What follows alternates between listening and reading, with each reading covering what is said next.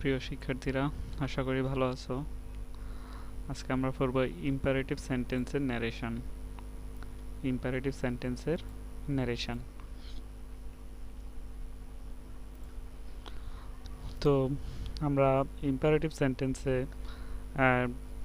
Direct যে narration আছে সেই ন্যারেশনের সেট বা সেট টু তুলে দিয়ে আমাদেরকে কয়েকটা ক্যাটাগরি এখানে করতে হবে। সেটা হলো সেট বা সেট টু তুলে দিয়ে আমরা আদেশ বোঝালে বসাবো। তাহলে আমরা একটু লিখি, আদেশ বোঝালে হবে আদেশের ইংরেজি হলো অর্ডার, তাহলে হবে অর্ডারড, অথবা কমান্ড,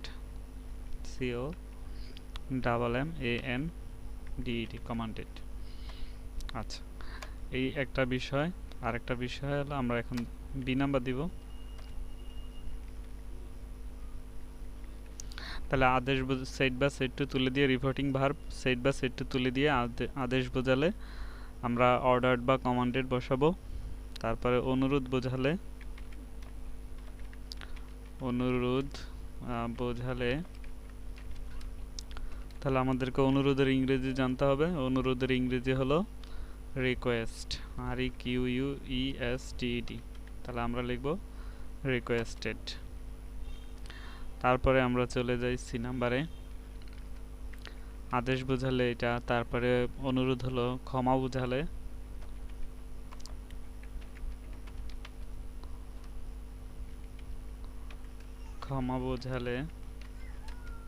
তাহলে ক্ষমার ইংরেজি আমাদের জানতে হবে।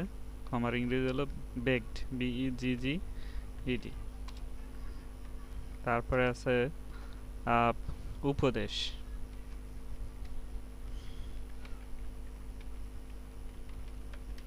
উপদেশ বোঝালে উপদেশের ইংরেজিও আমাদের জানতে হবে। উপদেশের ইংরেজি হলো অ্যাডভাইসড।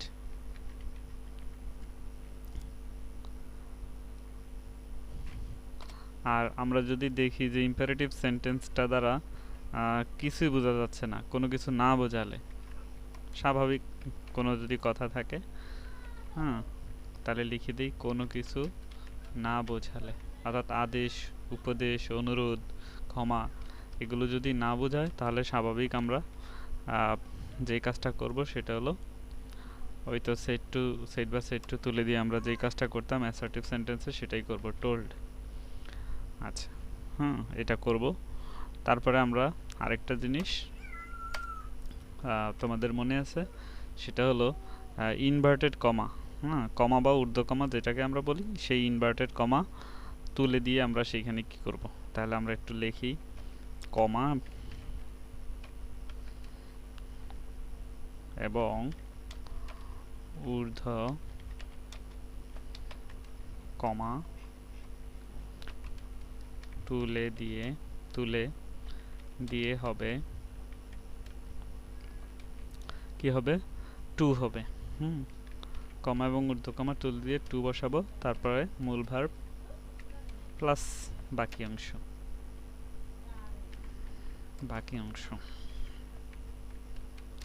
এই নিয়মে আমরা ইম্পারেটিভ সেন্টেন্সের ন্যারেশন করব। প্রথমে কি করব, আমরা যে রিপোর্টিং ভার্ব আছে সেই রিপোর্টিং ভার্ব সেট বা সেট টু তুলে দিয়ে আদেশ বোঝালে অর্ডারড অথবা কমান্ডেড, অনুরোধ বোঝালে রিকোয়েস্টেড, ক্ষমা বোঝালে বেগড, উপদেশ বোঝালে অ্যাডভাইসড, কোনো কিছু না বোঝালে স্বাভাবিক, টোল্ড। কমা এবং ঊর্ধ্বকমা তুলে দিয়ে আমরা টু বসাবো, তারপরে টু এর পরে মূল ভার্ব প্লাস বাকি অংশ। এই নিয়মে আমরা করব। তো শিক্ষার্থীরা, আসো আমরা এই নিয়মে একটা বাক্য তোমাদেরকে করে দেখাই, তাহলে তোমরা বুঝবে। তো আমরা ডাইরেক্ট নারেশনের একটা বাক্য লিখি, ডাইরেক্ট RECT। তাহলে ডাইরেক্ট নারেশনের একটা বাক্য লিখতেছি, মাদার সেড টু মি, মা আমাকে বলল, কমা তারপরে ঊর্ধ্ব কমা কি বলল, গো টু মার্কেট, বাজারে যাও। তাহলে এই যে বাক্যটা, এই বাক্যটা পড়েই আসলে তোমাকে জানতে হবে যে আদেশ বোঝাচ্ছে, উপদেশ বোঝাচ্ছে, অনুরোধ বোঝাচ্ছে, ক্ষমা বোঝাচ্ছে, নাকি কিছুই বোঝাচ্ছে না? দেখো তো বাক্যটা পরে, গো টু মার্কেট, বাজারে যাও। তাহলে মা এটা কি করছে? আদেশ দিচ্ছে। হ্যাঁ, তাহলে এটা হবে অর্ডারড। কোথায় হবে অর্ডারড? সেট বা সেট টু তুলে দিয়ে আমরা অর্ডারড লিখব। তাহলে এটা হলো আমাদের প্রথম কাজ। তাহলে প্রথমে আমরা বাক্যটা শুরু করি, মাদার। তাহলে আমরা লিখি মাদার, তারপর মাদার। তাহলে দেখো কি লেখা আছে, ইম্পারেটিভ সেন্টেন্সের ন্যারেশন করতে গিয়ে সেট বা সেট টু তুলে দিয়ে এই যে বাক্যটা আছে, এই বাক্যটা তোমাকে পড়তে হবে। ইনভার্টেড কমার ভিতরের বাক্যটা পড়ে বুঝতে হবে যে এইখানে আদেশ, উপদেশ, অনুরোধ, ক্ষমা এগুলো বোঝাচ্ছে কিনা, কোনটা বোঝাচ্ছে। গো টু মার্কেট, বাজারে যাও। তাহলে হবে কি, তাহলে কি হবে, আদেশ বোঝাচ্ছে। তাহলে সেট বা সেট টু তুলে দিয়ে আমরা এখন লিখব অর্ডারড। তাহলে লিখব অর্ডারড। তাহলে দেখো সেট টুর পরিবর্তে আমরা কি লিখলাম, অর্ডারড। সেট টুর পরিবর্তে কি লিখলাম, অর্ডার। তারপরে এই যে মি যা আছে তাই, অর্ডারড মি। এরপরে দেখো কমা এবং ঊর্ধ্বকমা তুলে দিয়ে কি হবে, টু হবে। তাহলে আমরা এই যে কমা এবং ঊর্ধ্বকমা, এই যে দেখতেছো, এই কমা এবং ঊর্ধ্বকমাটা তুলে দিয়ে এই জায়গাটাতে কি করব, টু বসিয়ে দিব। তারপরে কি ভি1, ভি1 হলো এই যে এটা গো, গোটাই হলো ভি1, গো। তারপরে বাকি অংশ টু মার্কেট।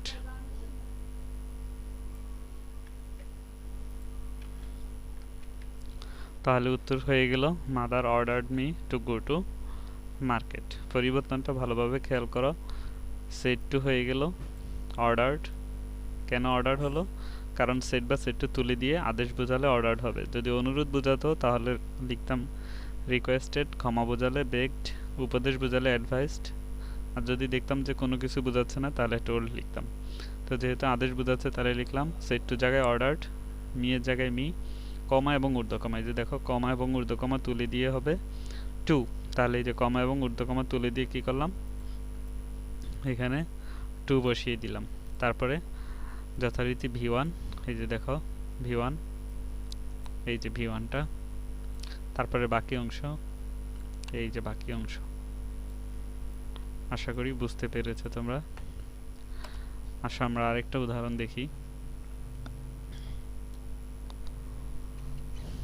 ডাইরেক্ট নারেশনের লিখলাম teacher said to the student, teacher said to the student, read the lesson loudly. শিক্ষক স্টুডেন্টদেরকে বলল যে লেসনটা লাউডলি, উচ্চস্বরে পড়তে।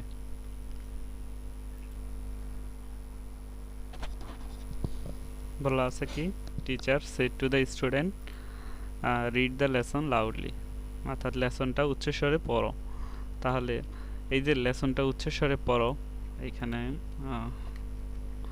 ঊর্ধ্বকমা শেষ হবে, লেসনটা উচ্চস্বরে পড়ো, এটা কি বোঝাচ্ছে? এটা কি আদেশ বোঝাচ্ছে, নাকি এটা তোমার অনুরোধ বোঝাচ্ছে, নাকি উপদেশ বোঝাচ্ছে? শিক্ষক ছাত্রছাত্রীদেরকে বলল যে লেসনটা উচ্চস্বরে পড়ো। তো এটা আসলে আদেশও বোঝায়, আবার একদিক দিয়ে উচ্চস্বরে পড়া এটা একটা উপদেশও বোঝায়, কারণ উচ্চস্বরে পড়াটাও ভালো। তুমি অর্ডারও দিতে পারো, অ্যাডভাইসও দিতে পারো। তাহলে আমরা চলে যাই আমাদের উত্তরের মধ্যে। ইনডাইরেক্ট টিচার, তাহলে যে সেট টু, এই সেট টু জায়গায় কি হবে, সেট টু জায়গায় আমার যদি মনে হয় যে এটা শিক্ষক আদেশ দিচ্ছেন তাহলে অর্ডার বসাবো, আর যদি মনে হয় যে উপদেশ তাহলে অ্যাডভাইসড বসাবো। তাহলে আমরা এখানে লিখে দিই, যে কোনো একটা লিখি, উচ্চস্বরে পড়া, আসলে এটা আদেশের সুরেই বলছে, তাহলে এটা হবে অর্ডারড, ORDERED, অর্ডারড। তবে তুমি আবার অবলিক দিয়ে অ্যাডভাইসড এই দুইটা একসাথে লিখতে পারবে না, যে কোনো একটা। তো যাই হোক আমরা অর্ডারটাই লিখি। তারপরে দ্য স্টুডেন্ট, তাহলে এখানে হবে দ্য স্টুডেন্ট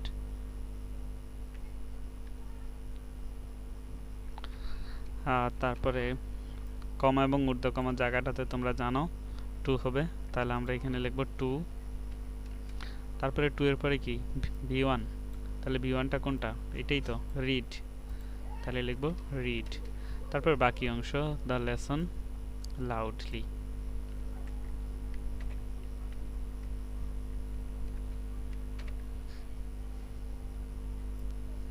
তাহলে সেট টু কি হয়ে গেল, অর্ডার্ড হয়ে গেল, সেট টু হয়ে গেল অর্ডার্ড। আর কমা আর ঊর্ধ্বকমা জায়গাটাতে কি হয়ে গেল, 2 হয়ে গেল। তারপরে v1 যথারীতি, সেটা ঠিক আছে। বাকি অংশ এভাবে আমরা ইম্পারেটিভ সেন্টেন্সের কাজ করব। তারপর দেখো ডু নট দিয়ে ইম্পারেটিভ, অর্থাৎ ইম্পারেটিভ সেন্টেন্স যে সব সময় হ্যাঁ বোধক বোঝাবে তা না, ইম্পারেটিভ সেন্টেন্স না বোধকও বোঝাতে পারে।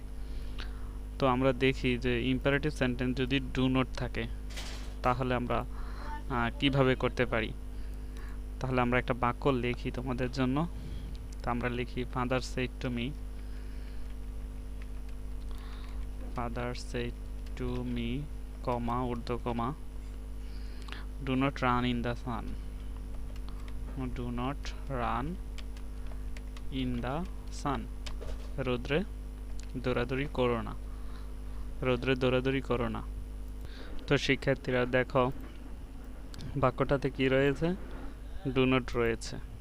আচ্ছা, তা আমরা do not run in the sun, রৌদ্রে দৌড়াইও না, কি বোঝা যাচ্ছে এখানে, কোনটা হতে পারে, আদেশ, অনুরোধ, ক্ষমা, উপদেশ? এটা একটা উপদেশ হতে পারে। কেন? কারণ রৌদ্রে দৌড়াইলে সেটা একটা কোনো অসুখের কারণ হতে পারে, তাহলে এটা একটা অ্যাডভাইসড। তাহলে আমরা এখানে লিখব ইনডাইরেক্ট।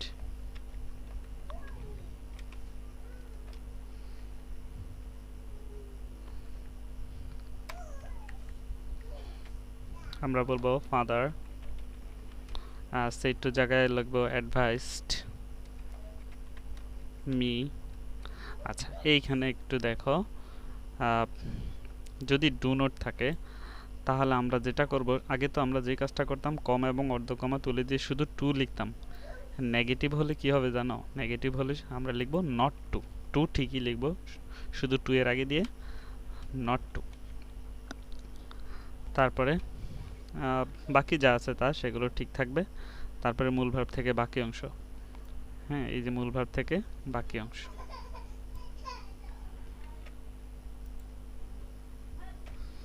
তাহলে দেখো ডু নট, তাহলে আমরা এখানে একটু সংক্ষেপে লিখে দিতে পারি তোমাদের জন্য, যে যদি ডু নট থাকে বা নেগেটিভ যদি থাকে আর কি, তাহলে হয়ে যাবে নট টু। হ্যাঁ, এই ব্যাপারটা কিন্তু একটু খেয়াল রাখবে তোমরা, এই ব্যাপারটা একটু খেয়াল রাখবে। ডু নট যদি থাকে তাহলে নট টু, তাহলে এই যে ডু নট আছে, হ্যাঁ আমরা একটু এতটুকু পর্যন্ত টোটালটাই কাজ করে দিই। তাহলে কমা, ঊর্ধ্বকমা এবং ডু নট এগুলো থাকলে নট, এনটি, নট টু। এই পরিবর্তনটা খেয়াল করো। আর এই যে এখানে দেখো সেট টু, এই সেট টুটা কি হবে, সেট টুটা হয়ে গেল অ্যাডভাইসড। আর কি পরিবর্তন দেখতেছো? না, শুধু কি আগে হয়েছে শুধু টু, আর এখন নেগেটিভ হওয়ার কারণে নট টু হয়ে গেল। আচ্ছা, এরপরে আমরা আরেকটা উদাহরণ দেখি। যত বেশি উদাহরণ আমরা দেখব তত বেশি আমাদের জন্য ভালো হবে।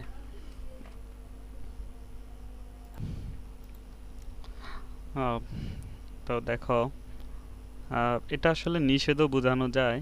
তো আমরা একটা কাজ করি, এই বাক্যটাকে কিন্তু আমরা উত্তরটা আরেকভাবেও দিতে পারি। আমরা উত্তরটা এখানে লিখি ফাদার।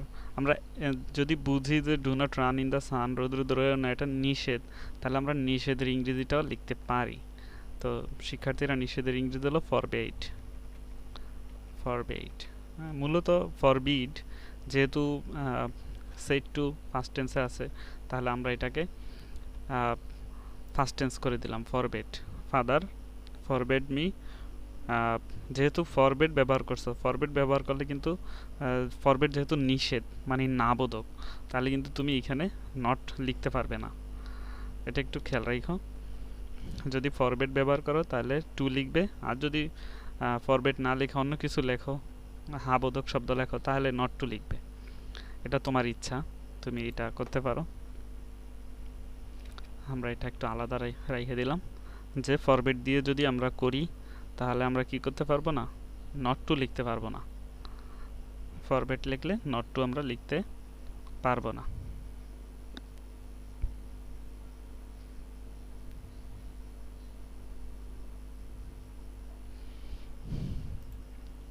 আচ্ছা, এরপরে আমরা আরেকটা উদাহরণ চলে যাই direct. Teacher said to the student, don't miss the class again. Don't miss the class again, যে আবার ক্লাসটা মিস করো না। হ্যাঁ, এটা একটা উপদেশ, তাই না? আবার এটা একটা নিষেধও হইতে পারে। তাহলে ঠিক আমরা যদি এটাকে উপদেশ ধরে করি ইনডাইরেক্ট, তাহলে কি হচ্ছে? তাহলে টিচার, আমরা একটু লিখি। হ্যাঁ, যদি তুমি বুঝো যে শিক্ষক বলছে ছাত্রছাত্রীদের don't miss the class again, ক্লাসটা আবার মিস করো না, এটা যদি উপদেশ বুঝে থাকো তাহলে এই যে সেট টু জায়গাটাতে হবে অ্যাডভাইসড। এই যে সেট টু জায়গাটাতে হবে কি, অ্যাডভাইসড। আচ্ছা, এরপর আসো, যেহেতু অ্যাডভাইসড হাবোধক শব্দ, তাহলে তুমি যেহেতু এখানে ডু নট দেখছো, ডু নট দেখছো, আর তখন তোমার মনে পড়ছে যে স্যার বলছে যে ডু নট যদি থাকে তাহলে আমাদেরকে নট টু লিখে ফেলতে। তাহলে আমরা লিখে ফেলি নট টু, তারপরে ভার্ব থেকে বাকি অংশ, এই যে দেখো V1 প্লাস বাকি অংশ। তাহলে V1টা হলো কি do not, does not, did নটের পরে V1, এই যে এই বাকি অংশটুকু।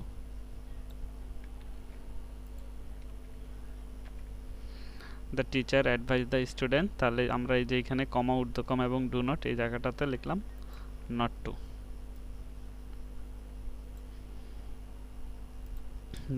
তারপরে বাকি অংশ। আর যদি তুমি এটা ফরম্যাট দিয়ে করো তাহলেও হবে। তখন দেখো কীরকম হয়, আমরা এটা কপি করে নিই। তোমার ইচ্ছে হলো যে তুমি এটা অ্যাডভাইস দিয়ে করবে না, do not miss the class again, ক্লাসটা আবার মিস করো না। এই বাক্যটা তোমার মনে হলো যে না, এটা তো নিষেধ করছে যে মিস করো না, তখন তোমার যদি মনে হয় যে না আমি এটা ফরম্যাট দিয়ে করব, ফরম্যাট নিষেধ ধরে নিয়ে আমি এটাকে ফরম্যাট দিয়ে করব, তাহলে কিন্তু তুমি যেহেতু তুমি ফরম্যাট লেখছো নিষেধ না বোধক শব্দ, তাহলে কিন্তু তোমাকে নট বাদ দিয়ে দিতে হবে। এটা একটু খেয়াল রাখবে, ফরম্যাট লিখলে নট লিখতে পারবে না। আর যদি তুমি অ্যাডভাইসড লেখো বা অন্য কিছু লেখো, এই যেগুলো এগুলো লেখো, তাহলে কিন্তু তোমাকে নট টু লিখতে হবে।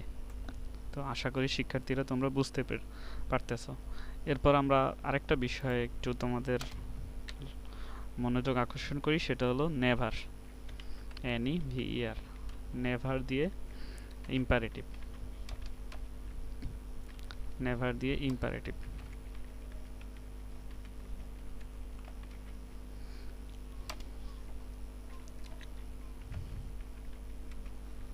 তো নেভার দিয়ে আমরা একটা বাক্য লিখি,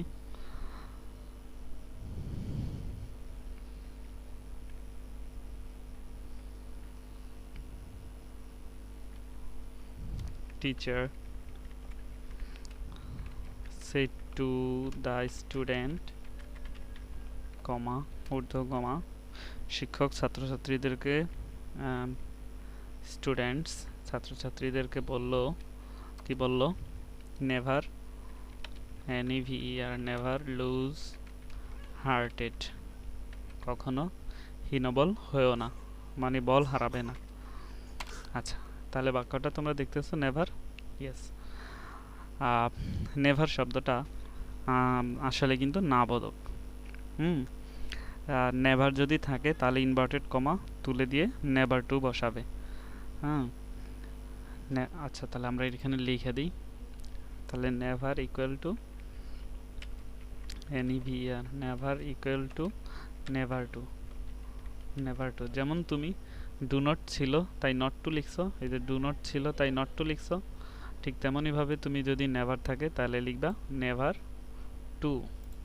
খেয়াল থাকবে তোমাদের, হ্যাঁ এই বিষয়টা একটু খেয়াল রাখবে যে নেভার থাকলে নেভার টু হয়। এই যে এখানে নেভার আছে তাহলে নেভার টু হবে। আচ্ছা, এখন আমরা একটু বিষয়টা একটু দেখি যে আসলে এখানে আমরা বাক্যটা পরে কি বুঝতে পারতেছি। Teacher said to the student, শিক্ষক ছাত্রছাত্রীদেরকে বলল নেভার লুজ হার্টেড, কখনো হীনবল হয়েও না। হ্যাঁ তো এটা কিন্তু একটা উপদেশও বোঝাচ্ছে। তাহলে আমরা ইনডাইরেক্ট বাক্য লিখব টিচার। যদি আমি বুঝি যে আমার এই বাক্যটা উপদেশ দিছে, তাহলে আমরা এই সেট টুটাকে আমরা পরিবর্তন করব। হ্যাঁ সেট টুটাকে আমরা পরিবর্তন করে লিখব অ্যাডভাইসড। এখানে অ্যাডভাইসড, তারপরে এই যে দ্য স্টুডেন্টস, এখানে পরিবর্তনটা আমরা ফাইন্ড আউট করি। সেট টু অ্যাডভাইসড হয়ে গেল। আমি বুঝতে পারলাম যে নেভার লুজ হার্টেড, কখনো হীনবল হয়েও না, এটা আমাকে উপদেশ দিচ্ছে শিক্ষক, তাহলে আমরা অ্যাডভাইসড লিখে দিলাম। আচ্ছা, এরপরে আমাদেরকে বলছে কমা এবং ঊর্ধ্ব কমা এবং নেভার। হ্যাঁ এই কথাগুলো এগুলোর পরিবর্তে আমাদের কি হবে, নেভার পরিবর্তে নেভার টু হবে। তাহলে আমরা এখানে লিখব নেভার টু, নেভার টু। তারপরে মূল ভার্ব, টু এর পরে মূল ভার্ব, এই যে মূল ভার্ব থেকে বাকি অংশ, মূল ভার্ব থেকে বাকি অংশটা আমরা এখানে লিখে দেব। তাহলে কমা ঊর্ধ্ব কমা এবং নেভারের জায়গায় আমরা লিখলাম নেভার টু। তাহলে এই ব্যাপারগুলো তোমাদের লক্ষ্য রাখতে হবে। এখন শিক্ষার্থীরা তোমরা যদি চিন্তা করো যে না শিক্ষক তো এটা উপদেশ দিচ্ছে না, এটা তো নিষেধও হতে পারে, নেভার লুজ হার্টেড হীনবল হয়েও না, তাই এটা তো নিষেধও হতে পারে।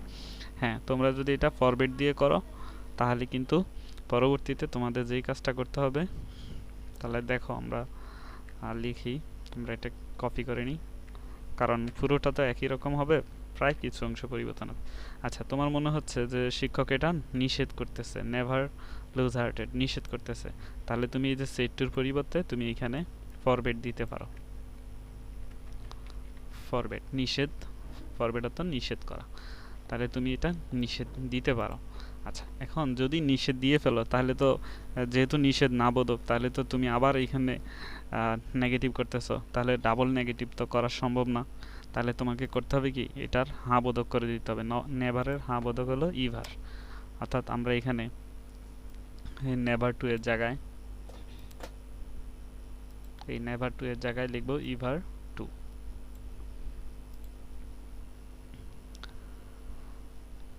নেভার টু এর পরিবর্তে কি লিখবো, ইভার টু।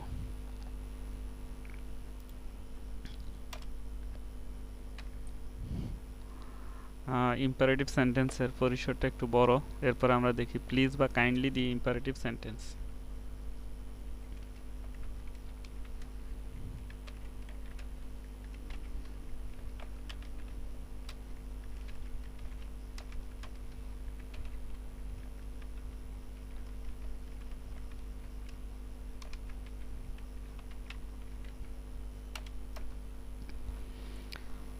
প্লিজ বা কাইন্ডলি দিয়ে ইম্পারেটিভ সেন্টেন্সের আমরা ডাইরেক্ট থেকে ইনডাইরেক্ট নারেশন করব। আমরা একটা উদাহরণ দেই, ডাইরেক্ট।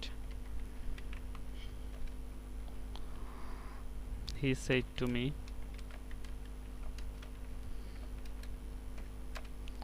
please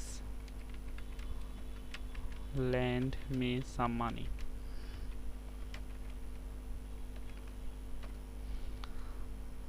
প্লিজ এবং কাইন্ডলি শব্দগুলো দ্বারা অনুরোধ বোঝায়। তাহলে অনুরোধের ইংরেজি দেখো এখানে কি লেখা আছে, অনুরোধের ইংরেজি হলো রিকোয়েস্টেড। তাহলে সেট বা সেট টু তুলে দিয়ে আমরা লিখব রিকোয়েস্টেড।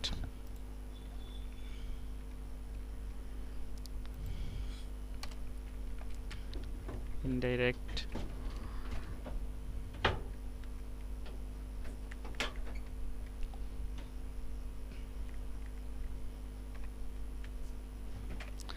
সেট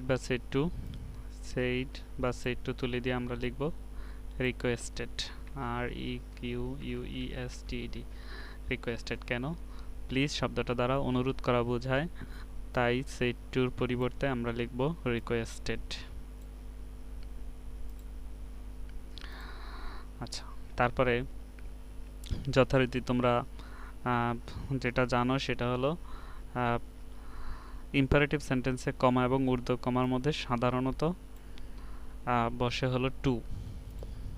তাহলে কমা এবং ঊর্ধ্ব কমা তুলে দিয়ে আমরা এখানে টু লিখব। হি রিকোয়েস্টেড মি টু। আচ্ছা, এই ক্ষেত্রে আমরা যেটা করব সেটা হলো আগের যে টুটা আছে সেই টুটাকে আমরা বাদ দিয়ে দিব, তাহলে তো ডাবল টু হয়ে যায়। তাহলে সেট বা সেট টু তুলে দিয়ে তো রিকোয়েস্টেড লিখলাম, তারপরে মি, তারপরে কমা এবং ঊর্ধ্বকমা জায়গায় লিখব টু। টু এর পরে মূল ভার্ব কি প্লিজ? না, মূল ভার্ব হলো প্লিজ এবং কাইন্ডলি শব্দের পরে থাকে। তাহলে এই যে মূল ভার্ব থেকে এই যে মূল ভার্ব লিখব টু। আচ্ছা, এবার একটা কাজ আছে এখানে।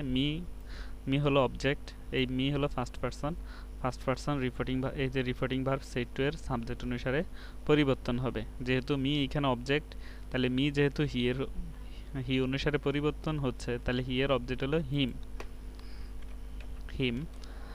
সাম মানি।